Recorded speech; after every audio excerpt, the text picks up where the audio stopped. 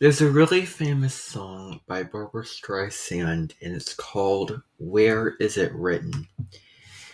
And I'm going to be reading you the lyrics of this song. So, um, it's called, these are the lyrics. There's not a morning I begin without 1,000 questions running through my mind. That I don't try to find the reason and the logic in the world that God designed. The reason why a bird was given wings, if not to fly and praise the sky with every song it sings. Which right or wrong, where I belong, within the scheme of things. And why have eyes that see and arms that reach, unless you're meant to know there's something more, if not to hunger for the meaning of it all, then tell me what a soul is for. Why have the wings unless you're meant to fly? And tell me, please, why have a mind if not to question why? And tell me where is it written what it is I'm meant to be? That I can't dare to have the chance to pick the fruit of every tree or have my share of every sweet imagined possibility. Just tell me where is it written? Tell me where. If I were only meant to tend the nest, then why does my imagination sail across the mountains and the seas beyond the make-believe of any fairy tale? Why have the thirst if not to drink the wine? And would it a waste to have a taste of things that can't be mine? And tell me where is it written what it is I'm meant to be?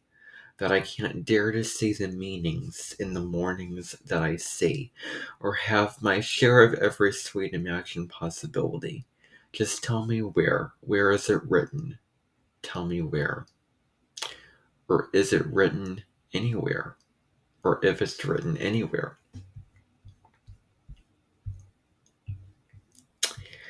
So I thought that I would read to you those lyrics because I think it really captures sort of the essence of the North Node in Gemini. And it also, overlaps because we are talking about, first of all, I just want to back up. In this video, I'm going to be discussing the North Node in Gemini and South Node in Sagittarius in the natal birth chart. I'm Everett Curdy. Welcome to my channel. I do videos on astrology and spirituality. So you can subscribe to my channel. You can like this video so it gets out to more people who would find this information interesting and beneficial. So, we're looking at this axis, this mutable axis of Gemini, the twins, and Sagittarius, the archer, the centaur. So in astrology, we're talking about signs 3 and 9. These signs are 6 signs apart. They're exactly opposite one another. So Gemini, is about communication, learning, socializing. It's a very mental, very curious, playful, childlike energy that can be witty. It always wants to pick up new information. It's always open to learning new things. And because it is symbolized by the twins, there is a duality to Gemini where it's about, seeing all the different sides of life. And you have a fork in the road and you have this thing over here and that thing over there.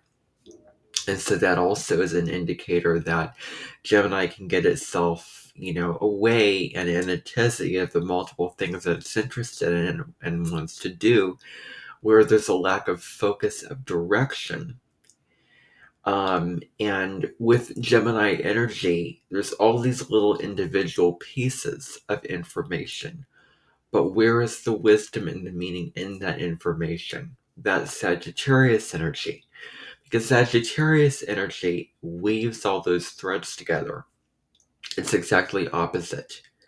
where what piece of information is really true for me, that feels right in my body. That's a huge Sagittarius question.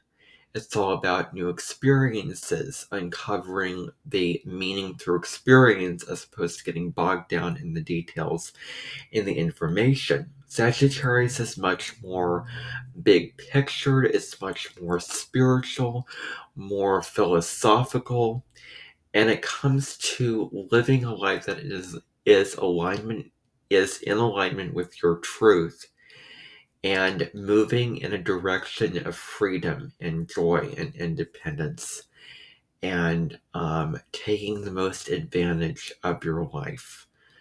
um, Gemini is the short distance travel, or what's, in your community. Sagittarius is about traveling, meeting people from foreign cultures. It is about viewing the world from a much broader lens. So Gemini is the small little things, and Sagittarius is, if we could just zoom the the microfine glass out and we could see the world from a much broader lens, that's Sagittarius. So, we're looking at this axis, and in this case, we have the south node in fire and the north node in air. And I think that it's really, really important to know the element of your south node or north node, because that can tell you quite a lot of information. So fire in astrology is really passionate, it's very enthusiastic, it's very exciting, it's very big, it needs things to light it up, it needs stimulation, it needs adventure, meaning, purpose, all those things to light it up. Otherwise, if you don't have enough to light a fire, it's just going to, die out on you. So fire is an incredibly passionate and alive element. And it, it needs a lot of energy, and it has a lot of energy. And then air is a very open element where it's about, connecting with others. It's about communication, being open to, learn new ideas. Speaking, it deals with the mind, the intellect. So, that's what we're dealing with is, the north node in air. So the basic premise of the lunar nodes is that they're 2 points that travel directly opposite each other. And so these 2 points are the sort of, it's like a fork in the road, because we're talking about Gemini energy, but you're really meant to go down the 2 paths simultaneously. You go down this path over here for a little bit of time, and then you head down the other path. You're not meant to leave behind a certain path and only choose one path out of the 2 paths. So, one of the paths is the past, your comfort zone, what is already familiar to you, what have you come in that you know so innately well that you have mastered. That is what you, revert back to in times of crisis or challenge, or what you already bring into this life that you don't even think about it. Yes, it's like you don't even think about it, and you're not, so aware of it because you are it. There is someone that I was listening to who really has done a lot for the North Node and Aries, South Node and Libra transit, which is going on right now as I'm filming this video. Carly from Owning Authenticity, who has this metaphor of, I believe that she has like a fish out of water, that if I'm getting it correct, the fish is swimming in the water. And maybe when it hears about the water, it's confused. Well, the water is a huge part of it. It's just the environment that it is in that it is not always the most aware of, because, you're so, enmeshed in that. The South Node can indicate a lot of gifts that you have to bring into the world. And you're coming in with a lot of talent, but how can you transcend and how can you grow and sort of teach that talent in a North Node way? There's something about that South Node that in this lifetime, you just feel a sense like it's just not enough. And there can be a lack of direction and purpose and even joy in your lives where it just feels like the more you put into your South Node, it doesn't seem to be enough and fulfilling, and there's a part of you that wants something else, something more, and that is your North Node. So your North Node is your North Star. It is one extreme description of it is why you were put on this planet.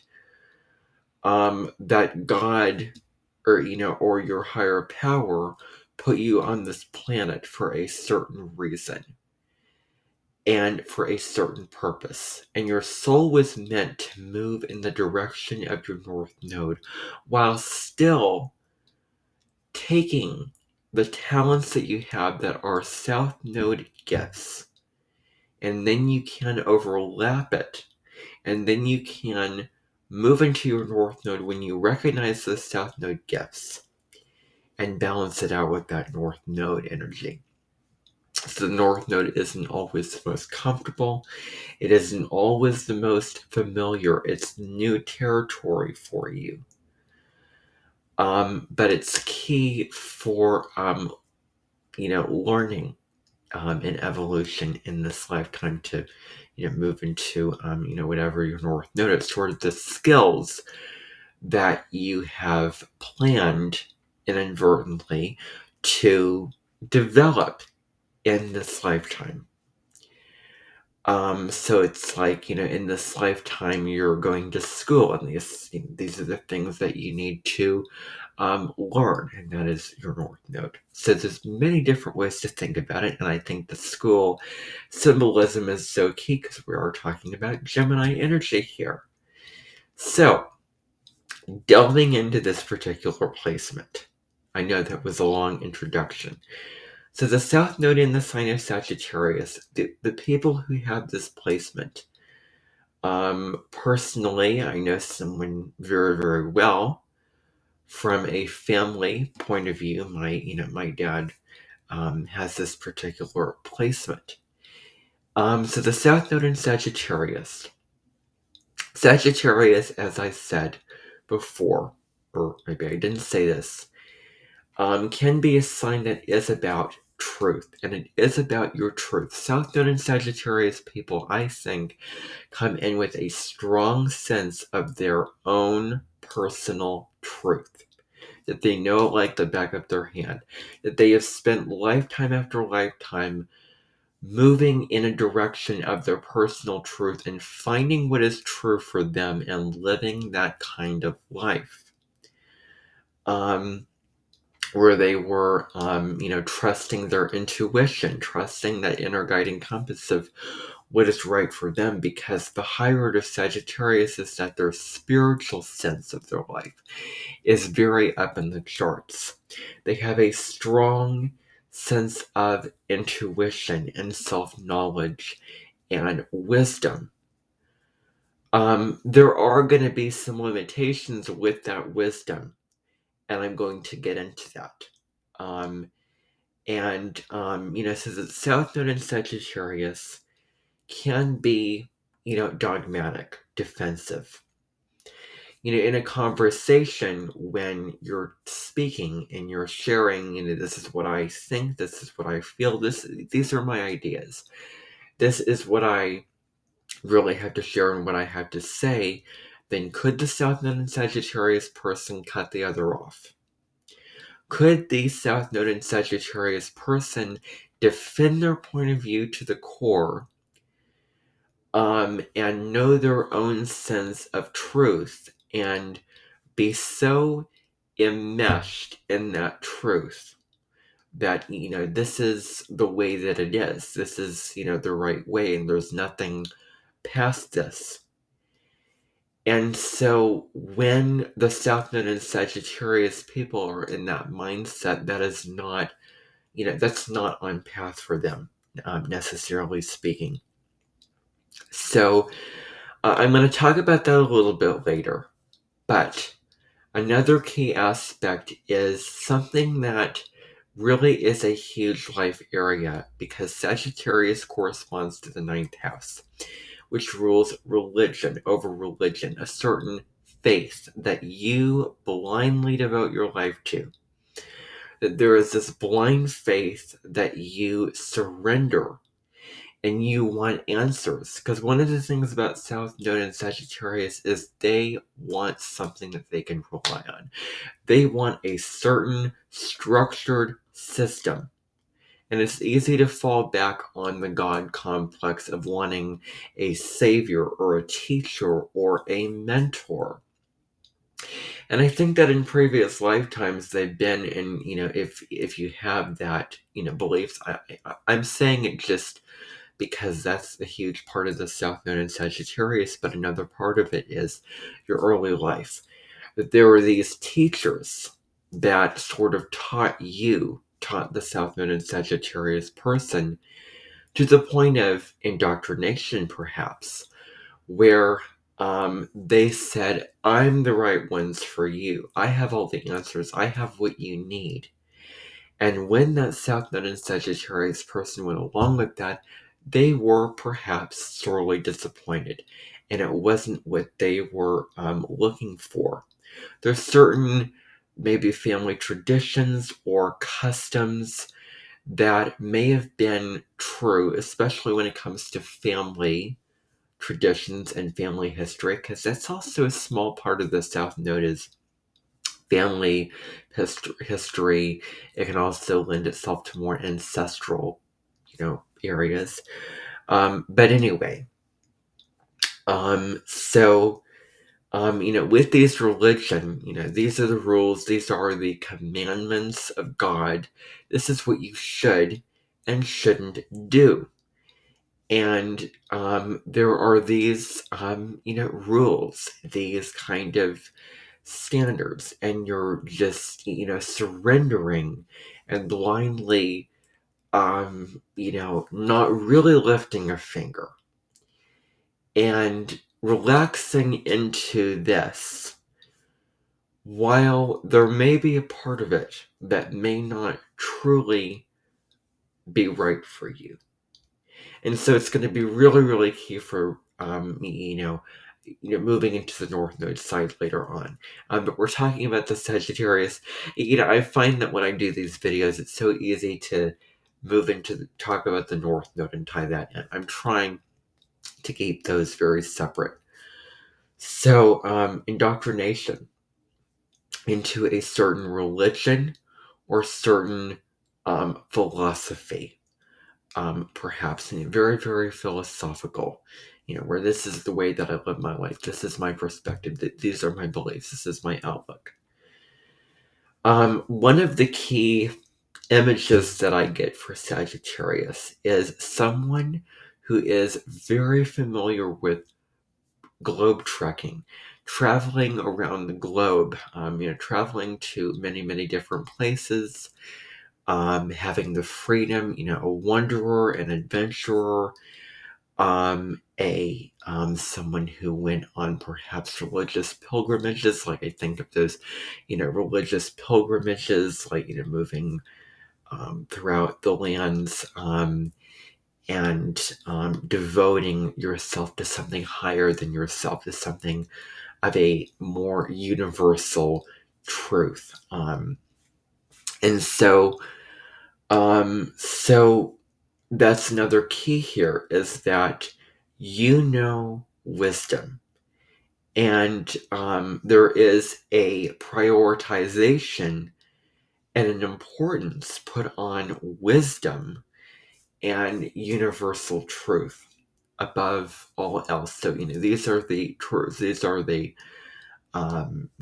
things that are actually going on in the laws of nature and all these kinds of things However, there is an emptiness and there is a void in that universal truth and that wisdom where it's like sort of information that has been handed down generation after generation.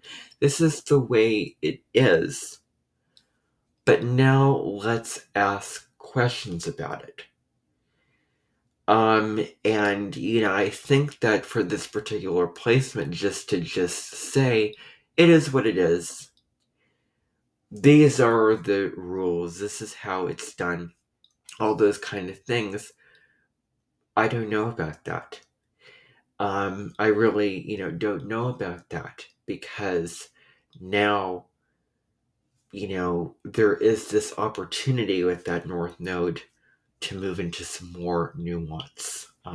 So yeah, the South Node in Sagittarius really wants to be boundlessly free. Doesn't want to have gates, you know, around it. It does not want to be fenced in. It just wants to run wild in the fields and find boundless freedom and adventure. And so there is a tendency with the South Node to run away from sort of facing problems, sort of facing, the people in your world, having certain conversations with other people where connecting with other people and having those intellectual conversations was not necessarily something that was a huge area of focus, perhaps in previous lifetimes. And so when there is a disconnect, when you're feeling a certain way, it can be easy to sort of bottle those emotions inside. Because we are talking about the lunar nodes after all, not communicating necessarily your needs and feeling your feelings and perhaps putting a wall in place.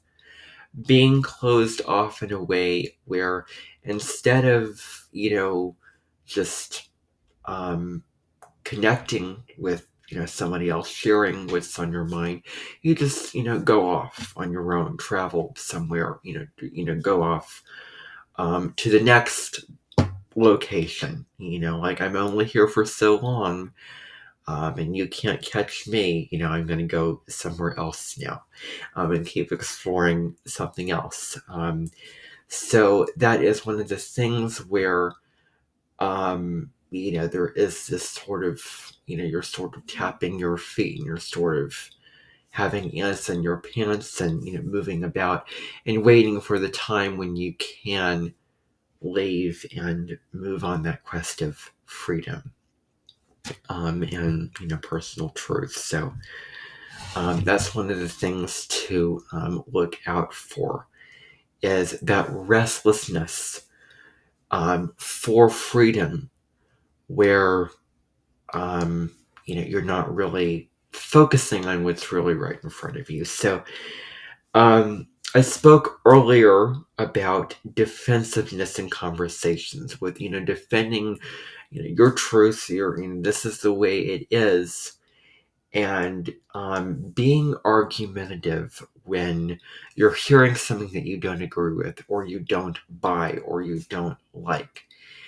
And there is this sense of this person's opinion and what they have to say is beneath me. And why should I have to listen to them if they're not on the same level of knowledge and wisdom and expertise and truth that I am at? So there is this self-righteousness where I know so much, and why should I listen to this other person over here? And that mindset of knowing all and, not, it's really about humility. And, again, that mindset of just, being very defensive in those conversations with others and, perhaps cutting people off, not listening to their points of view and all those kind of things. It's really, really going to hold you back. That's, one of the shadows of Sagittarius is also a preachiness. We're telling people how to live their lives, how to, what they should believe, what they should do, their philosophies. And maybe you were projected onto in your early life, family, previous lifetimes, where you were programmed, conditioned, indoctrinated into a certain way of being, a certain set of beliefs. This is how it is. And then you project that on to other people, and you may not be aware of it when you project your life, your beliefs, your values without doing it in a kind and filtered, compassionate, understanding way, and without taking time and having a conversation where you're bouncing back and forth, seeing the other's point of view. So I think that really got to the core of this nodal position. There can be difficulties with socializing because of that self-righteous tendency. I think I should break down wisdom, and I'm taking this from the astrologer and psychotherapist Deborah Silverman, who has this breakdown of the word wisdom. Yes, you're smart. You have so much knowledge. You have the experience. You are very well versed in what you're talking about. You know what you're talking about. You're very intelligent. Dumb. Oh, I don't know if I have all the answers. I think there's still a lot more for me to learn. And I'm actually never going to know all. And I'm actually a lifelong learner. And you know what? I never thought about that way of living. I never, that person and how they live is completely new to me. And while I may not agree with that, that's interesting to me. So, the dumb part of it is, I don't know, being receptive. And there is this realization that you can have where actually being dumb, in essence, asking questions, is actually quite an intelligent thing to do. Where, the dumb, perhaps, part of you is not knowing, not necessarily knowing, and continuing to learn, continuing to be the student of your life, take on, or learn new information, cultivate that information, sort of put it into your, mental files, and digest those pieces of information and download that into your own, already strong beliefs and philosophies and ways of being, and maybe combine and infuse what you're hearing and what you're learning into your own beliefs and ways of being, because Gemini really wants a lot of variety. It doesn't want one thing. It wants to sort of see other people's perspective. It wants to just sample the many different perspectives of people around the room. It's like if I was at a buffet and I'm sampling many different things at the buffet. So that's really a huge part of what you're meant to do in this lifetime. So losing the mindset of, oh, I have to be right. I just have to be right. I have to have the answers. I have to know all, because you may not know all. And it is okay to not always have the answers. And you're not going to know all. So I would stop expecting, yourself to know all. And so I think true wisdom is not thinking that you know everything that there is to know. Where you're very wise, but then where's the openness? Where's the receptivity? Where's the humility? So it's not the be all end all. It's not what is complete and only what there is. Maybe about a particular subject matter or area of life and way of being very well, and you've been practicing that, living that over and over and over again. But what about another way of being, another philosophy, another set of beliefs, and all those kinds of things like that? What about the values of other people? So those are the kinds of things that are really important to look at. There is this blunt and directness to a Sagittarius, because Sagittarius can also be very truth-telling, very blunt, very honest, very direct. That can be raw, but it can have no filter.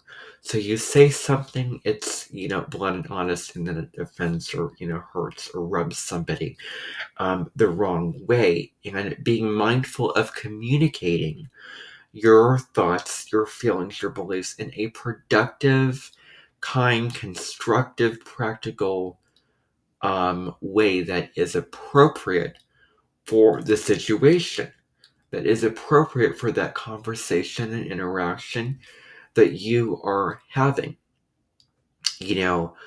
One person asked the question, how should I, do this? And you have all these things to say, telling your truth, all this. And then it's not really giving people exactly what they're looking for, but actually tapping into that present moment energy, tuning into their mind, their psychology, also, what they want, tuning into the question, having that conversation, and giving, people what they want to hear, and doing it in a way which could be not so, maybe it's having conversations that aren't necessarily deep and meaningful and philosophical all the time, but maybe small talk, perhaps. And, you can sit with small talk. Where does that land for you? Um, um, and, have those small conversations, with others.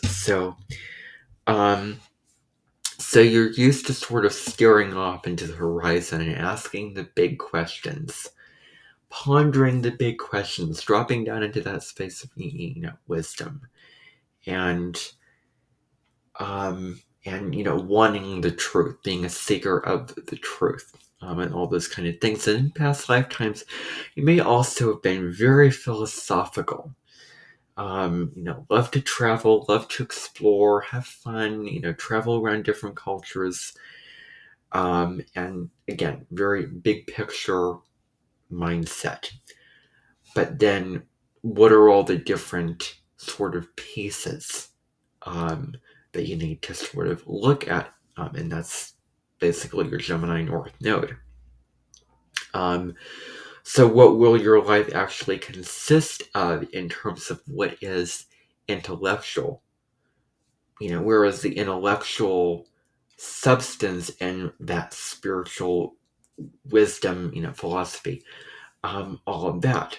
And actually, it's diving into the details and all those kind of things, which will really give you the answers that you're looking for. So now we're looking at the North Node in Gemini. So Gemini is an open sign. It's a curious sign. It wants to learn new things. It wants to, again, pick up all these different perspectives and opinions, and read this book by this author, have these conversations, meet these people, collect this information, where you are just open, present, just learning the information in a way that is absolutely neutral, absolutely receptive, unbiased. See if you can just learn information without having a bias. And I think this is where it can be difficult for the Sagittarius South Node, Gemini North Node. As always, well, I don't agree with that. I don't like that. That's wrong because of this. It can be easy to fall back on your own truth and fall back on what you already know when you hear a piece of information that may baffle you or may confuse you, or you may not be in agreement with it, or it's new, or it's unfamiliar, or it's not part of what you are accustomed to hearing and knowing. It is just different. And so without perhaps being very, up on your high horse and judging somebody for, their thoughts, beliefs, opinions, what they have to say, and all of that, it is actually about just being open in a non-judgmental, curious, willing place to learn, and a humble place to learn, and gathering others' perspectives, and meditating on them and reflecting on them, and then also sharing your beliefs and perspectives. So it's sort of a ping pong game, or like you're playing tennis or ball, where you catch the ball and then you throw it to the to the person right across from you, and then they throw it back. So getting into the flow of interaction and the back and forth conversations that you could have with people is going to be a really huge skill for you. So unbiased curiosity, open-mindedness is going to be huge. And so listening to the perspectives of other people, and also not just jumping to a conclusion, jumping to because of the big picture perspective. And if I would continue, then there would only be so much substance that I would have to say. But it's really important for you to gather the facts and information before reaching a conclusion. Gathering the objective facts and information from the world around you, from the books, from the people, all those kinds of things. So looking at others' beliefs and philosophies and reflecting on those in comparison to your own, and how can they evolve your own beliefs and philosophies. This deals with tuning into the environment, not necessarily, oh, I want to go to this place, or I want to just escape and, travel somewhere else. But it is really about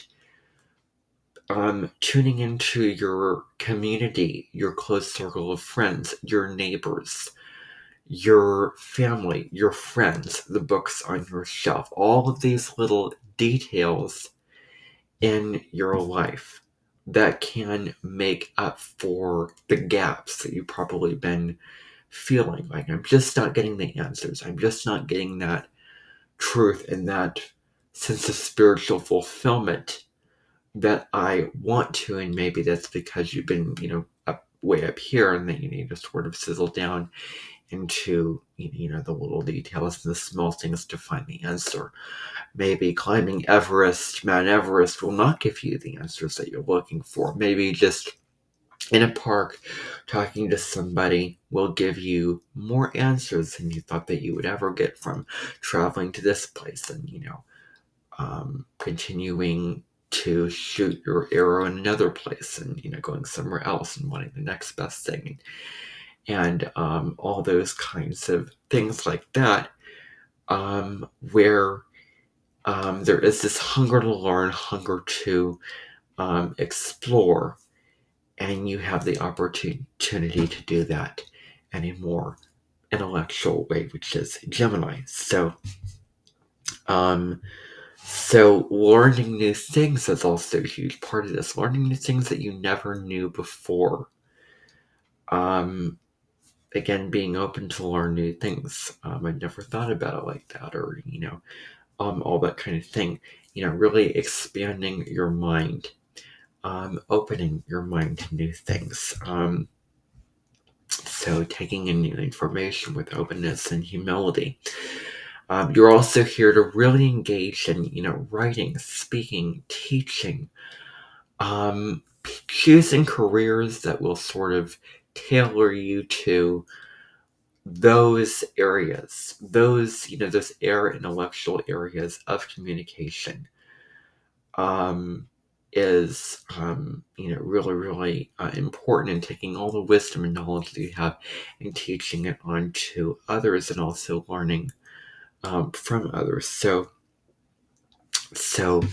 it is the balance there.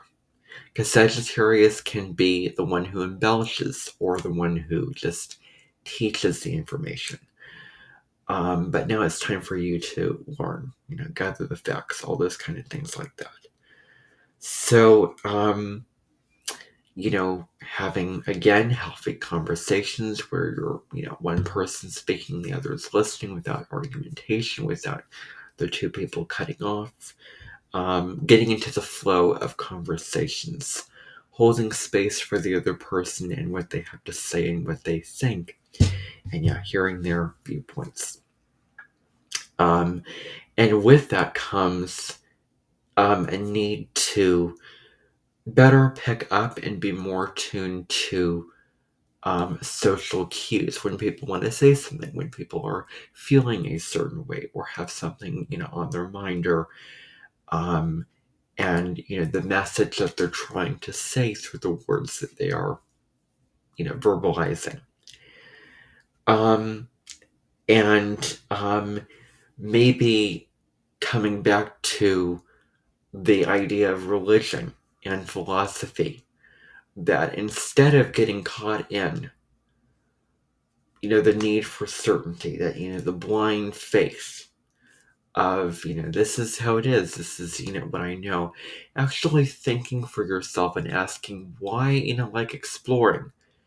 Don't be afraid to ask questions. Don't be afraid to put holes in the framework, to ask the question that people are not going to ask, to speak to the unspeakable, to ask a question to an almighty powerful system, and question it and explore it and learn about it. And then through that you can see, is this truly right for you? Is this truly in alignment with your truth and your beliefs and personal spiritual values? And when you can open up to learning, then you can find those answers again. Um so so it is asking questions, and having a sort of detachment with not being, oh, I need certainty, I've latched myself on to this religion, and I can't let go of it because it's who I am, it's my truth. But it is just being open to question and ask questions and to explore that, and maybe choose an alternative path if it does not turn out to be right for you. Because you do have a strong sense of your own personal truth, and it's a strong intuition of knowing what's right for you. But can you tie in the Gemini parts of that? So, another piece of this is just being present with your life, enjoying what you have and what there is in the present moment, not getting caught in getting the next best thing, but the people who are in your life and appreciating them for who they are. This can also be being present, having those conversations, living in your community, looking at the birds and the sunshine and all these kind of things, and really enjoying your life and making the most of it. And what can I do to explore, and what new thing can I learn? What's in my own backyard, and what's continuing to learn, because there is this understanding out there that you are a lifelong learner.